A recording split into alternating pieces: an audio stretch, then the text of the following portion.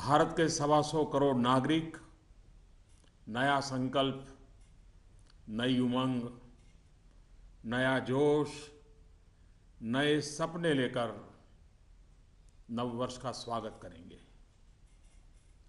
दिवाली के तुरंत बाद हमारा देश ऐतिहासिक शुद्धि यज्ञ का गवाह बना है।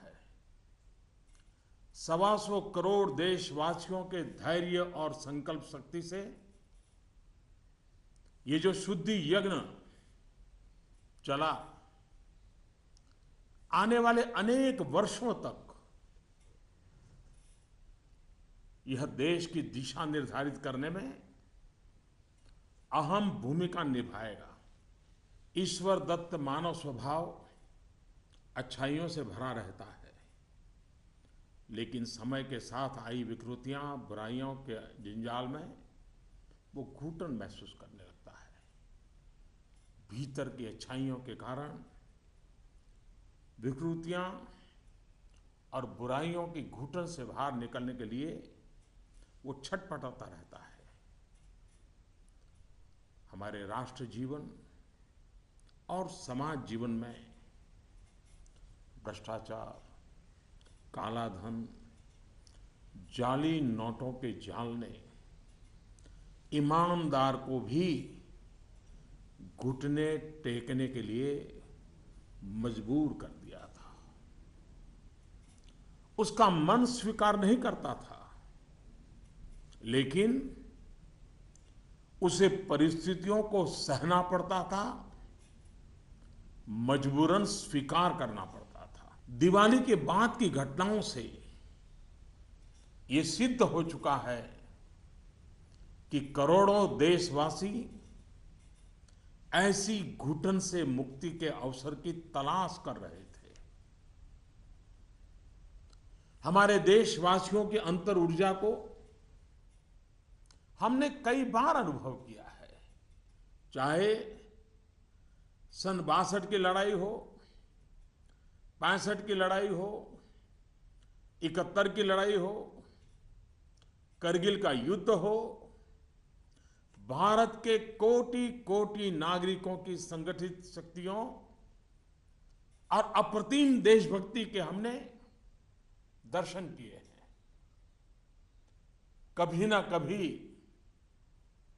बुद्धिजीवी वर्ग इस बात की चर्चा जरूर करेगा कि बाह्य शक्तियों के सामने तो देशवासियों का संकल्प सहज बात है, लेकिन जब देश के कोटि कोटि नागरिक अपने ही भीतर घर कर गई बीमारियों के खिलाफ, बुराइयों के खिलाफ, विकृतियों के खिलाफ लड़ाई लड़ने के लिए मैदान में उतरते हैं, तो वो घटना हर किसी को नए सिरे से सोचने के लिए प्रेरित करती है। दिवाली के बाद लगातार देशवासी दृढ़ संकल्प के साथ, अप्रतिम धैर्य के साथ, त्याग की पराकाष्ठा करते हुए, कष्ट झेलते हुए बुराइयों को पराजित करने के लिए लड़ाई लड़ रहे हैं। जब हम कहते हैं कि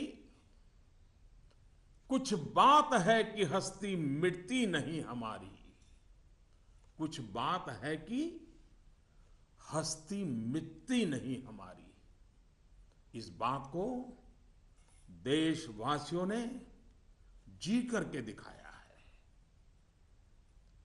कभी लगता था सामाजिक जीवन की बुराइयां, विकृतियां जाने अनजाने में, इच्छा अनिच्छा से हमारी जिंदगी का हिस्सा बन गए हैं।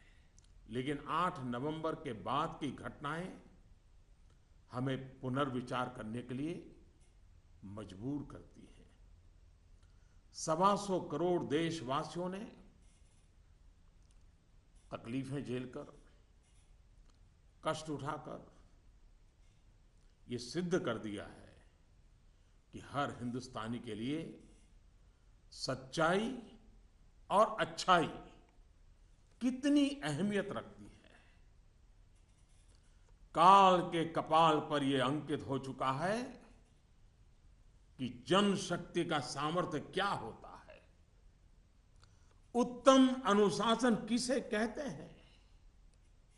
अपप्रचार की आंधी में सत्य को पहचानने की विवेक बुद्धि किसे कहते हैं? सामर्थ्यवान बेबाक बेईमान के सामने ईमानदारी का संकल्प कैसे विजय पाता है?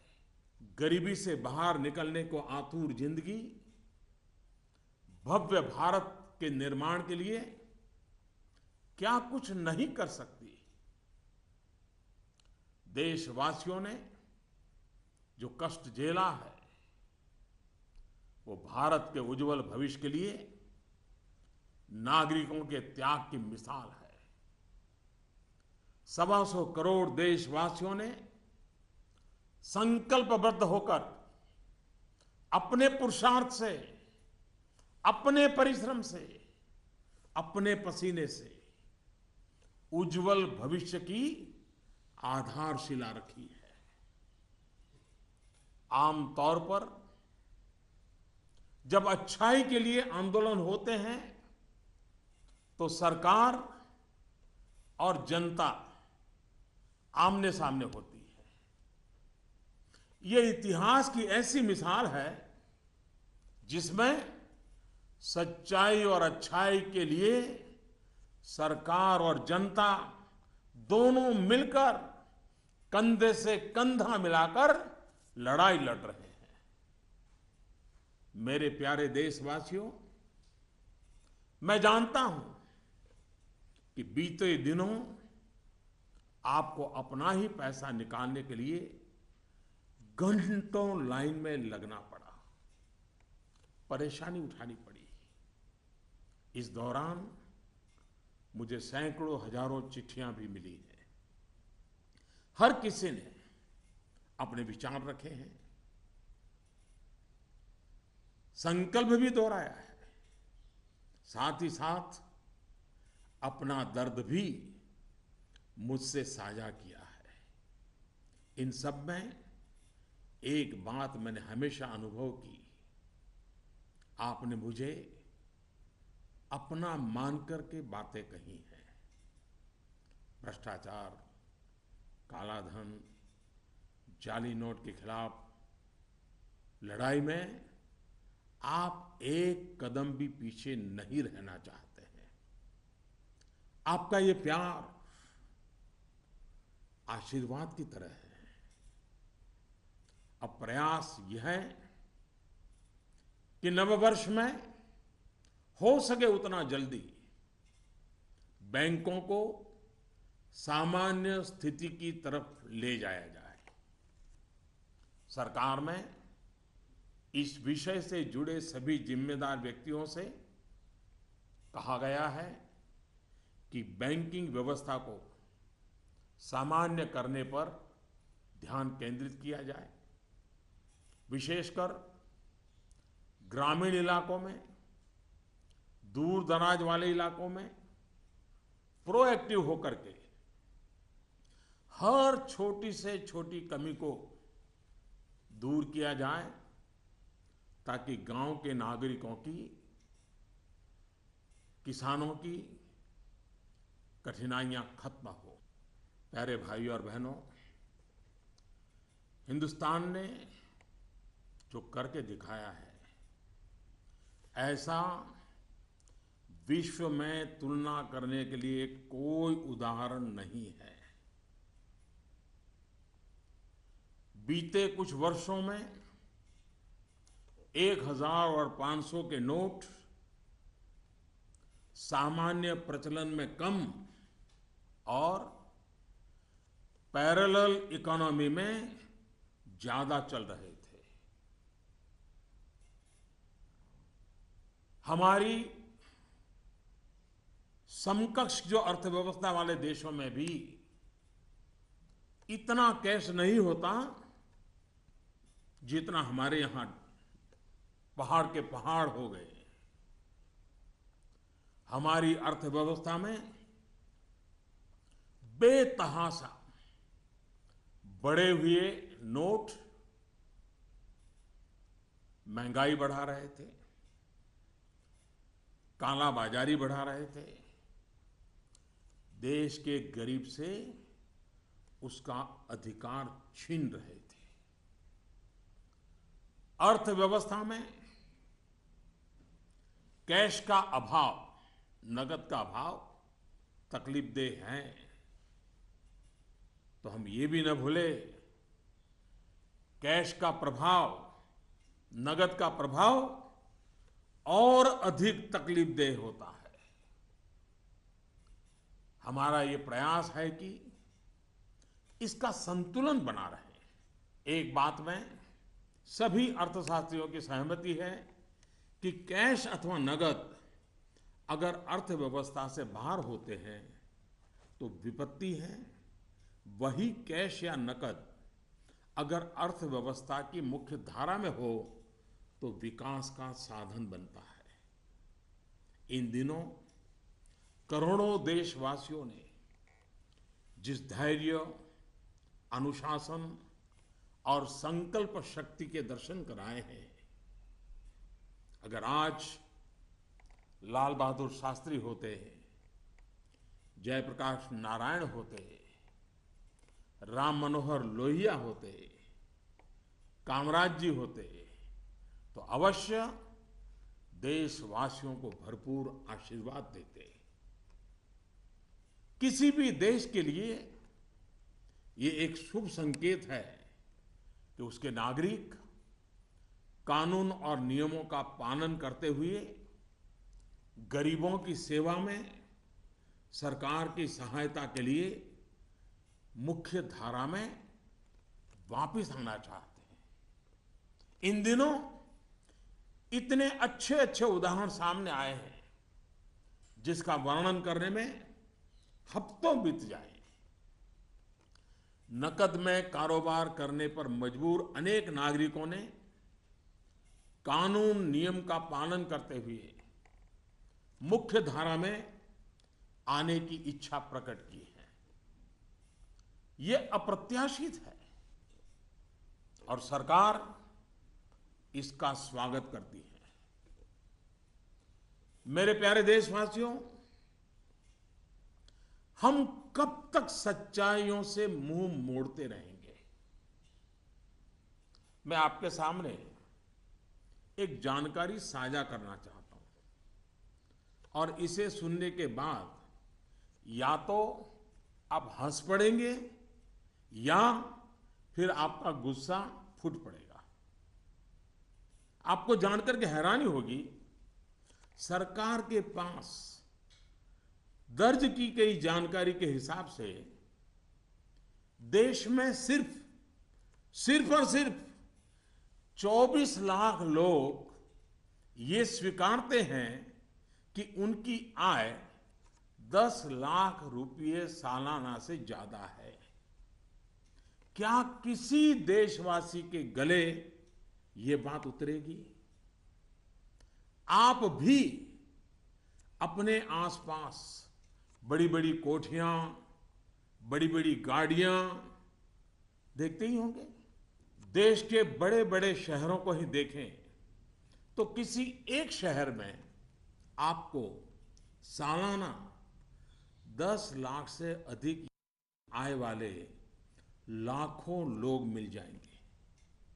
क्या आपको नहीं लगता कि देश की भलाई के लिए ईमानदारी के आंदोलन को और अधिक ताकत देने की जरूरत है? भ्रष्टाचार, काले धन के खिलाफ इस लड़ाई की सफलता के कारण ये चर्चा बहुत स्वाभाविक है कि अब बेईमानों का क्या होगा, बेईमानों पर क्या बीतेगी, बेईमानों को क्या सजा होगी। भाइयों और बहनों, कानून कानून का काम करेगा, पूरी कठोरता से करेगा, लेकिन सरकार के लिए इस बात की भी प्राथमिकता है कि ईमानदारों को मदद कैसे मिले, ईमानदारों को सुरक्षा कैसे मिले, ईमानदारी की जिंदगी बिताने वालों की कठिनाई कैसे कम हो, ईमानदारी अधिक प्रतिष्ठित कैसे हो। ये सरकार सज्जनों की मित्र है और दुर्जनों को सज्जनता के रास्ते पर लौटाने के लिए उपयुक्त वातावरण को तैयार करने के पक्ष में है। वैसे ये भी एक कड़वा सत्य है कि लोगों को सरकार की व्यवस्थाओं, कुछ सरकारी अफसरों और लाल फीताशाही से जुड़े कटु अनुभव होते रहते हैं। इस कटु सत्य को नकारा नहीं जा सकता। इस बात से कौन इनकार कर सकता है कि नागरिकों से ज्यादा जिम्मेवारी अफसरों की है, सरकार में बैठे छोटे बड़े व्यक्ति की है। और इसलिए चाहे केंद्र सरकार हो, राज्य सरकार हो या फिर स्थानीय निकाय, सबका दायित्व है कि सामान्य से सामान्य व्यक्ति के अधिकार की रक्षा हो, ईमानदारों की मदद हो और बेईमान अलग थलग हो। दोस्तों, पूरी दुनिया में एक सर्वसामान्य तथ्य है कि आतंकवाद, नक्सलवाद, जाली नोटों का कारोबार, ड्रग के धंधे से जुड़े लोग, मानव तस्करी से जुड़े लोग, हथियारों के कारोबार में लगे लोग, ये सब लोग काले धन पर ही निर्भर रहते हैं। ये समाज और सरकारों के लिए नासूर बन गया है। इस एक निर्णय ने इन सब पर गहरी चोट पहुंचाई है। आज काफी संख्या में नौजवान हिंसा का रास्ता छोड़ मुख्य धारा में लौट रहे हैं। अगर हम जागरूक रहें तो अपने बच्चों को हिंसा और अत्याचार के उन रास्तों पर वापस लौटने से बचा पाएंगे।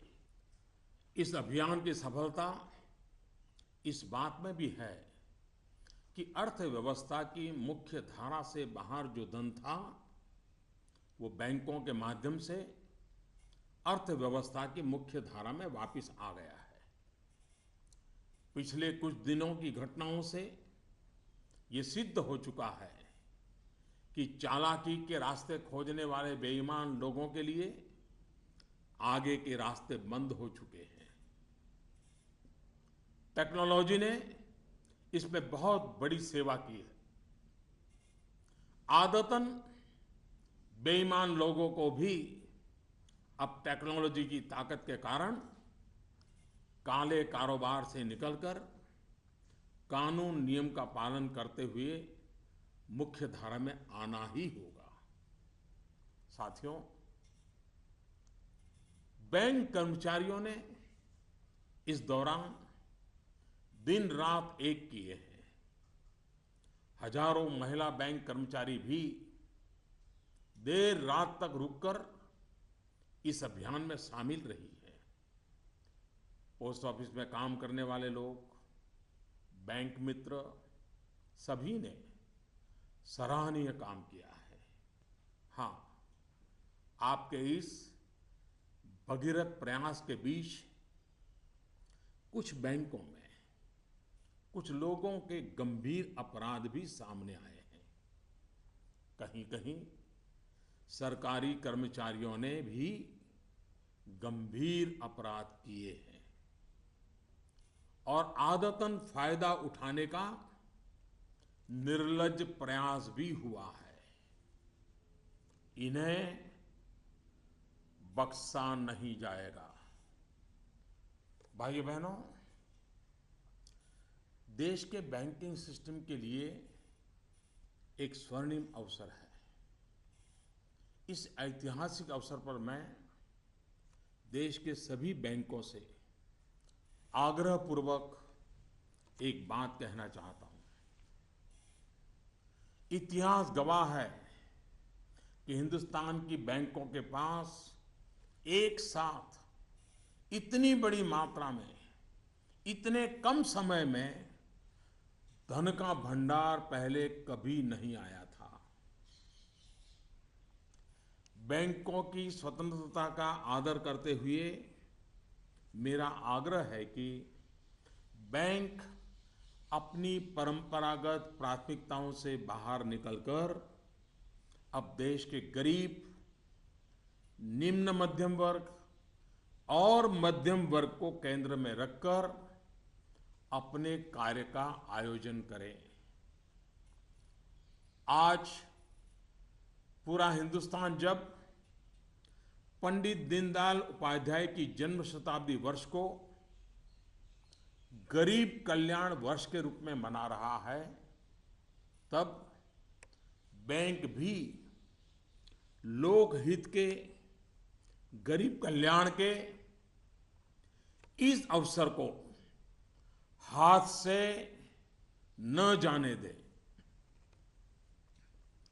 हो सके उतना जल्दी लोकहित में उचित निर्णय करें और उचित कदम उठाएं। जब निश्चित लक्ष्य के साथ नीति बनती है, योजनाएं बनती हैं, तो लाभार्थी का सशक्तिकरण तो होता ही है, साथ साथ इसके तात्कालिक और दूरगामी फल भी अवश्य मिलते हैं। पाई पाई पर बारीक नजर रहती है और इससे अच्छे परिणामों की संभावना भी पक्की होती है। गांव, गरीब, किसान, दलित, पीड़ित, शोषित, वंचित और हमारी महिलाएं जितनी सशक्त होगी, आर्थिक रूप से अपने पैरों पर खड़ी होगी, देश उतना ही मजबूत बनेगा और विकास भी उतना ही तेज होगा। सबका साथ, सबका विकास, इस ध्येय वाक्य को चरितार्थ करने के लिए नववर्ष की पूर्व संध्या पर देश के 125 करोड़ नागरिकों के लिए सरकार कुछ नई योजनाएं ला रही है। दोस्तों, स्वतंत्रता के इतने साल बाद भी देश में लाखों गरीबों के पास अपना घर नहीं है। जब अर्थव्यवस्था में काला धन बढ़ा तो मध्यम वर्ग की पहुंच से घर भी खरीदना दूर हो गया था। गरीब, निम्न मध्यम वर्ग और मध्यम वर्ग के लोग घर खरीद सकें, इसके लिए सरकार ने कुछ बड़े फैसले लिए हैं। अब प्रधानमंत्री आवास योजना के तहत शहरों में इस वर्ग को नए घर देने के लिए 2 नई स्कीमें बनाई गई हैं। इसके तहत 2017 में घर बनाने के लिए 9 लाख रुपए तक के कर्ज पर ब्याज में 4% की छूट और 12 लाख रुपए तक के कर्ज पर ब्याज में 3% की छूट दी जाएगी। सरकार ने प्रधानमंत्री आवास योजना के तहत गांवों में बनने वाले घरों की संख्या को बढ़ा दिया है।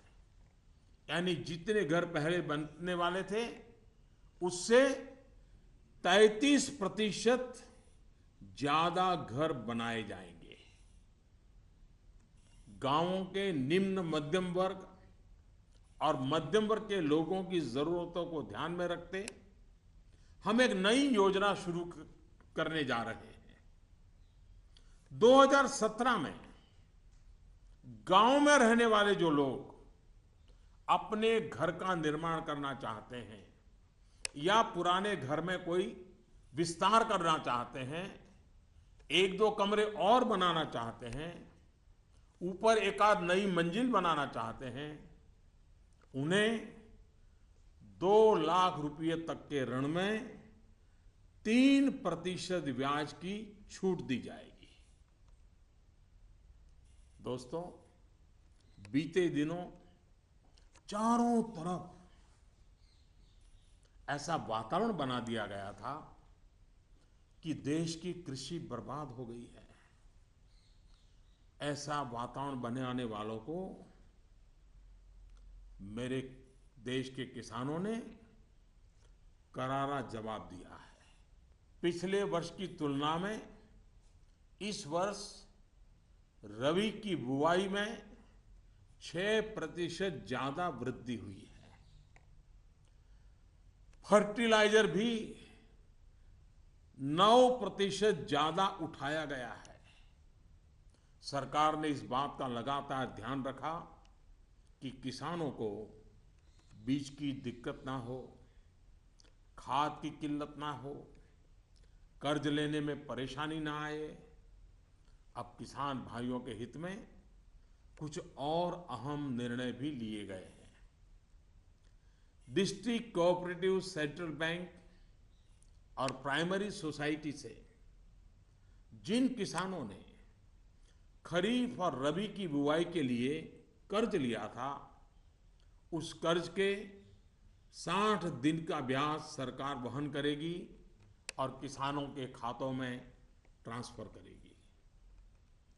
कोऑपरेटिव बैंक और सोसाइटी से किसानों को और ज्यादा कर्ज मिल सके, इसके लिए उपाय किए गए हैं। नाबार्ड ने पिछले महीने 21,000 करोड़ रुपए की व्यवस्था की थी। अब सरकार इसे लगभग 2 गुना करते हुए इसमें 20,000 करोड़ रुपए और जोड़ रही है। इस रकम को नाबार्ड कोऑपरेटिव बैंक और सोसाइटीज को कम ब्याज पर देगा और इससे नाबार्ड को जो आर्थिक नुकसान होगा उसे भी सरकार वहन करेगी।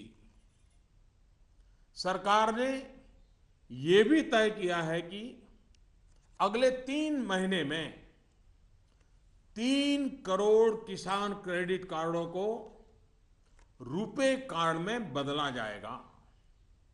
किसान क्रेडिट कार्ड में एक कमी यह थी कि पैसे निकालने के लिए बैंक जाना पड़ता था। अब जब किसान क्रेडिट कार्ड को रुपे कार्ड में बदल दिया जाएगा तो किसान कहीं पर भी अपने कार्ड से खरीद बिक्री कर पाएगा। भाइयों और बहनों, जिस प्रकार देश की अर्थव्यवस्था में कृषि का महत्व है, उसी प्रकार विकास और रोजगार के लिए लघु और मध्यम उद्योग, जिसे एमएसएमई भी कहते हैं, इसका भी महत्वपूर्ण योगदान है। इस बात को ध्यान में रखते हुए सरकार ने इस क्षेत्र के लिए कुछ निर्णय लिए हैं जो रोजगार बढ़ाने में सहायक होंगे। सरकार ने तय किया है कि छोटे कारोबारियों के लिए क्रेडिट गारंटी 1 करोड़ रुपए से बढ़ाकर 2 करोड़ रुपया करेगी।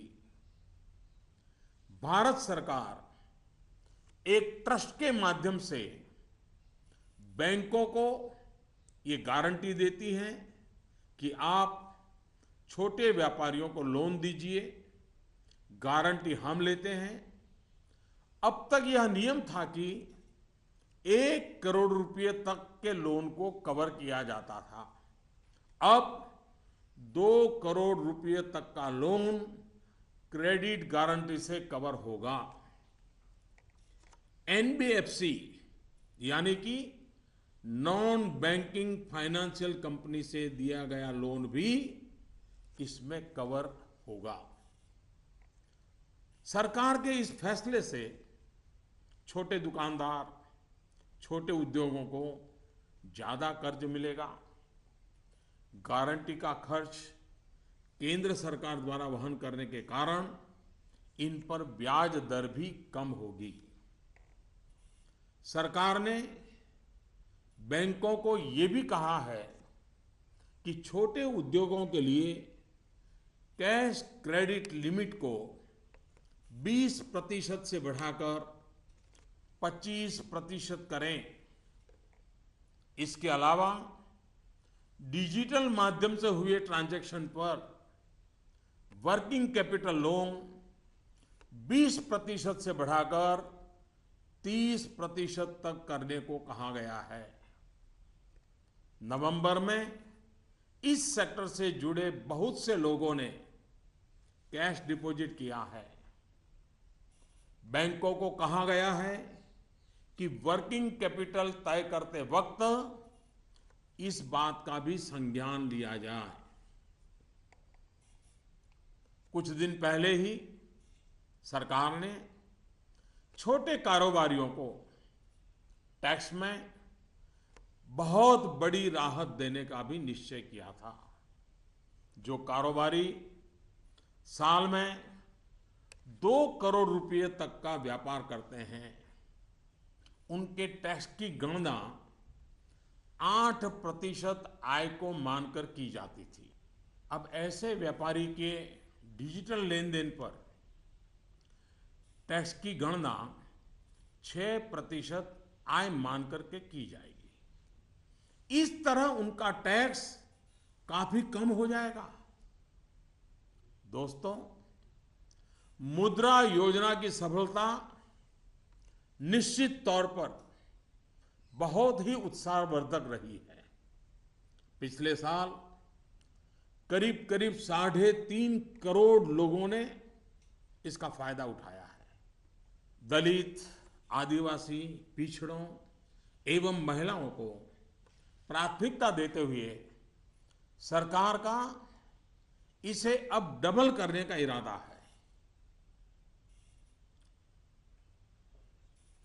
मैं माताओं बहनों से भी एक बात करना चाहता हूं। गर्भवती महिलाओं के लिए भी एक देशव्यापी योजना की शुरुआत की जा रही है। अब देश के सभी 650 से ज्यादा जिलों में सरकार गर्भवती महिलाओं को अस्पताल में पंजीकरण और डिलीवरी, टीकाकरण और पौष्टिक आहार के लिए 6,000 रुपये की आर्थिक मदद करेगी। ये राशि गर्भवती महिलाओं के अकाउंट में ट्रांसफर की जाएगी, सीधी उनके खाते में जमा कर दी जाएगी। देश में माता मृत्यु दर को कम करने में इस योजना से बड़ी सहायता मिलेगी। वर्तमान में ये योजना सिर्फ 4,000 रुपये की आर्थिक मदद और पायलट प्रोजेक्ट के रूप में सिर्फ 53 जिलों में चलाई जा रही है। भारत में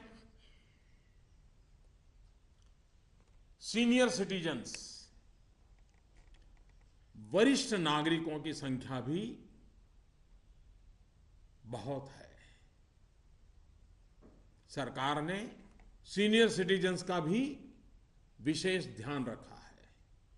सरकार वरिष्ठ नागरिकों के लिए भी एक स्कीम शुरू करने जा रही है। बैंक में ज्यादा पैसा आने पर अक्सर बैंक डिपॉजिट पर इंटरेस्ट रेट घटा देते हैं। वरिष्ठ नागरिकों पर इसका प्रभाव ना हो इसलिए 7.5 लाख रुपए तक की राशि पर 10 साल तक के लिए सालाना 8% का इंटरेस्ट रेट ब्याज दर सुरक्षित किया जाएगा। ब्याज की ये राशि वरिष्ठ नागरिक हर महीने प्राप्त कर सकते हैं। भ्रष्टाचार, काला धन की जब भी चर्चा होती है तो राजनेता, राजनीतिक दल, चुनाव का खर्च, ये सारी बातें चर्चा के केंद्र में रहती है। अब वक्त आ चुका है कि सभी राजनेता और सभी राजनीतिक दल देश के ईमानदार नागरिकों की भावनाओं का आदर करें, जनता के आक्रोश को समझें। ये बात सही है कि राजनीतिक दलों ने समय समय पर व्यवस्था में सुधार के लिए सार्थक प्रयास भी किए हैं। सभी दलों ने मिलकर के स्वेच्छा से अपने ऊपर बंधनों को स्वीकार किया है। आज आवश्यकता है कि सभी राजनेता और सभी राजनीतिक दल होलियर देन दाऊ इससे अलग हट करके मिल बैठ करके पारदर्शिता को प्राथमिकता देते हुए भ्रष्टाचार और काले धन से राजनीतिक दलों को मुक्त कराने की दिशा में सही कदम उठाएं। हमारे देश में सामान्य नागरिक से लेकर के राष्ट्रपति जी तक सभी ने लोकसभा, विधानसभा का चुनाव साथ साथ कराए जाने के बारे में कभी न कभी कहा है। आए दिन चल रहे चुनावी चक्र, उससे उत्पन्न आर्थिक बोझ तथा प्रशासन व्यवस्था पर बने बोझ से मुक्ति पाने की बात का समर्थन किया है।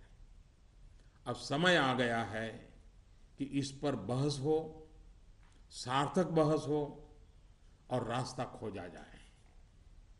हमारे देश में हर सकारात्मक परिवर्तन के लिए हमेशा स्थान रहा है।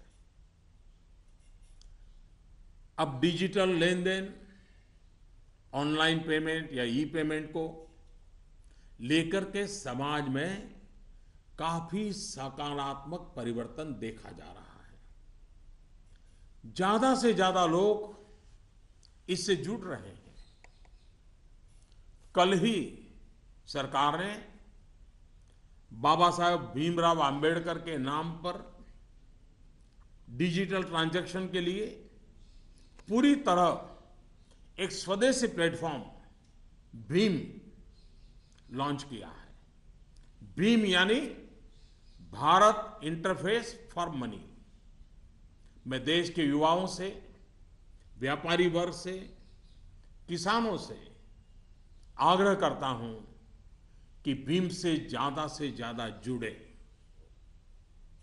साथियों, दिवाली के बाद जो घटनाक्रम रहा, निर्णय हुए, नीतियां बनी, इनका मूल्यांकन अर्थशास्त्री तो करेंगे ही, लेकिन अच्छा होगा कि देश के समाजशास्त्री, इतिहासविद भी इस पूरे घटनाक्रम, निर्णय और नीतियों का मूल्यांकन करें।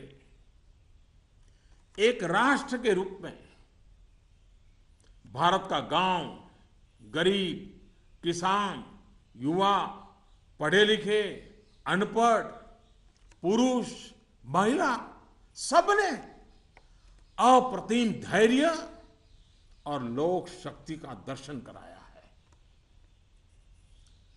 कुछ समय के बाद 2017 का नया वर्ष प्रारंभ होगा। आज से ठीक 100 साल पहले 1917 में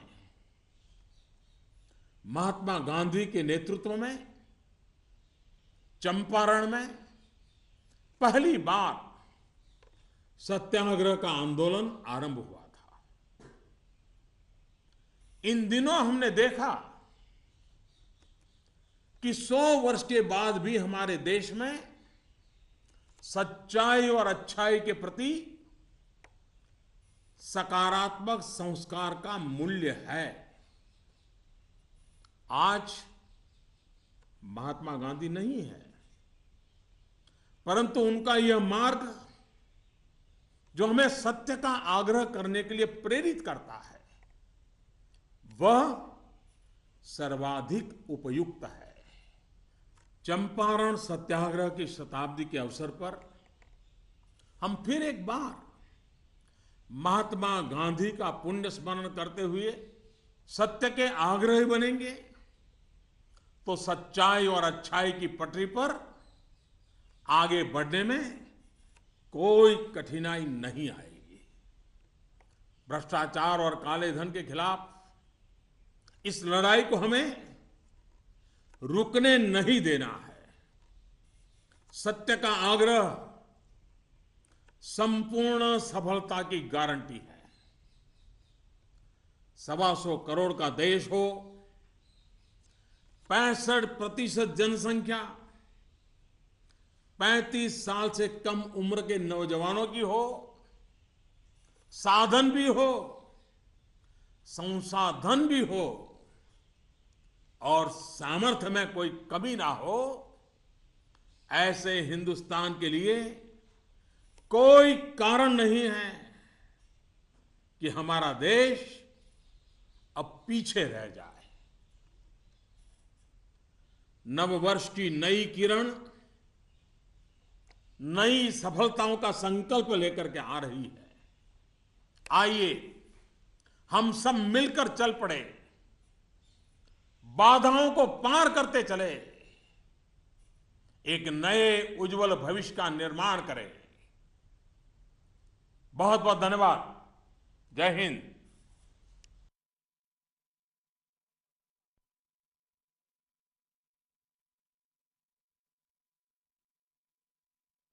My fellow citizens, namaskar. In a few hours, we will be ushering in the new year of 2017. 125 crore Indians will join the rest of the world in welcoming it with new hope, new energy, and new dreams. Since Diwali, our nation has been witness to a historic rite of purification. The patience, discipline, and resolve displayed by 125 crore Indians will play a critical role in shaping the future of the nation for years to come. In God's creation, humans are endowed with fundamental goodness. With time, the distortions of badness creep in. People feel suffocated in a bad environment and struggle to come out of it. Corruption, black money, and counterfeit notes had become so rampant in India's social fabric that even honest people were brought to their knees. People were forced by circumstances in defiance of their inherent goodness it seems at times that evils and corruptions of society, knowingly or unknowingly, intentionally or unintentionally, had become a part of our daily lives. Developments post Diwali have shown that crores of Indians were looking for an escape from this suffocation. We have, during the external aggressions of 1962, 1965, 1977, and Kargil, witnessed the intrinsic strength of our citizens, such as collective energy and patriotism, is understandable in the face of external threats. However, when crores of Indians unite to fight a war against internal evils, it is unparalleled. Indians have, with firm resolve and infinite patience, faced difficulties with a smile, redefining the concept of sacrifice. We have lived these ideals. 125 crore Indians have shown in their fortitude the importance we place in truth and goodness. This has been written on the sands of time. Indians have displayed the strength of people power, utmost discipline, and the ability to discern the truth in a storm of disinformation. They have shown that resolute honesty can defeat dishonesty. They have shown how much even people trapped in poverty are willing to do to build a glorious India. The people, through persistence, sweat, and toil, had demonstrated to the world an unparalleled example of citizens' sacrifice for the brighter future of nation. Usually, when people's movements have arisen, the people and the government have been at loggerheads. It is historic that both the people and the government are on the same side in this battle against evil. The government is well aware that in this period you had to queue up and face difficulty in withdrawing your own money. I received letters from many people. They have shared their pain and sorrow with me, but also emphasized their support. You have talked to me as one of your own. In this fight against corruption and black money, it is clear that you wish to walk shoulder to shoulder with us. For us in government, this is a blessing. My effort is to take the banking system to normalcy as fast as possible in the new year. I have asked all concerned officers in the government to focus their attention to this task. They have especially been told to proactively resolve the problems in rural and remote areas. Friends, there is no precedent globally to what India has done. Nations similar to us do not have the amount of currency that we had. Over the last 10 to 12 years, 500 and 1000 rupees currency notes were used less for legitimate transactions and more for parallel economy. The excess of cash was fueling inflation and black marketing. It was denying the poor their due. Lack of cash causes difficulty, but excess of cash is even more troublesome. Our aim is to achieve a balance. Economists agree that when cash is outside the formal economy, it is a cause of worry. When it joins the mainstream, it is an opportunity for development. I'm sure if great sons of India like Jayaprakash Narayan, Lal Bahadur Shastri, Ram Manohar Lohia, Kamaraj ji had been present today, they would have applauded the patience, discipline, and resolve of our countrymen.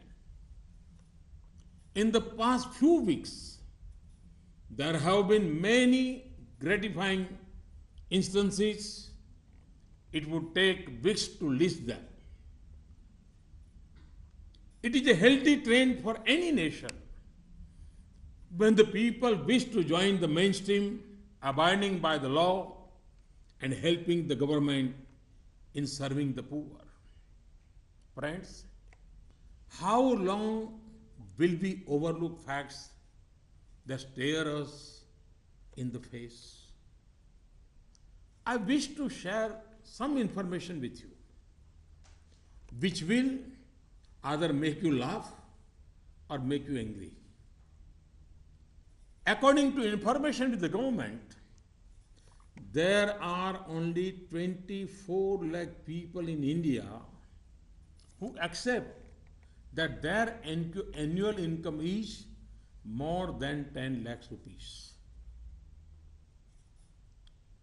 Can we digest this? Look at the big bungalows and big cars around you. If we look at any big city, it would have lakhs of people with annual income of more than 10 lakh. Do you not feel that for the good of the country, this movement for honesty need to be further strengthened? In this fight against corruption and black money, it is natural to debate the fate of the dishonest.